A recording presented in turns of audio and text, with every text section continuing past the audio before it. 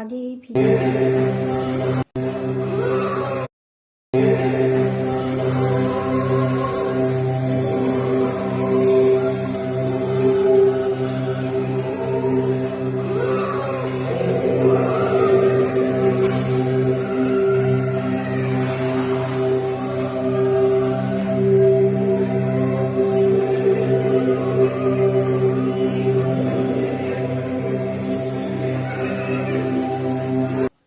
ক্ষীরপাইয়ের বড় মা, যেখানে কম বেশি সবাই গিয়েছে, সেইখানে এরকম একটা চাঞ্চল্যকর ঘটনা দেখলেই গা শিউরে উঠবে।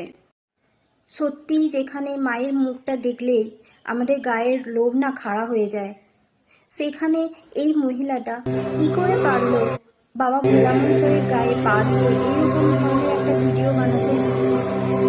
আমি সত্যিই জানি না যে কেন উনি এই ধরনের ভিডিওটা বানিয়েছেন।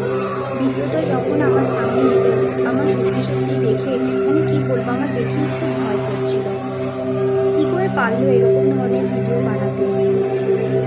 ভাইরাল হওয়ার নেশায় এখন মানুষ কি না কি করছে সত্যি ভাবা যায় না। এই ধরনের ভিডিও করে ভাইরাল হওয়া, আমি সত্যিই জানি না যে উনি এরকম ভিডিও কেন করলেন, কিন্তু এই ধরনের ভিডিও সত্যিই মেনে নেওয়া যায় না। এটা করা ওনার একদম উচিত হয়নি। কারো পার্সোনাল লাইফ নিয়ে কথা বলার অধিকার কারো নেই, কিন্তু যদি কোনো এমন কিছু করা হয় যাতে সমাজের বা ধর্মের পক্ষে সেটা ক্ষতিকারক বার্তা ছড়ায়, তখন তো মানুষ কথা বলবেই। তাই এই ভিডিওটা করা কিন্তু একদমই উচিত হয়নি।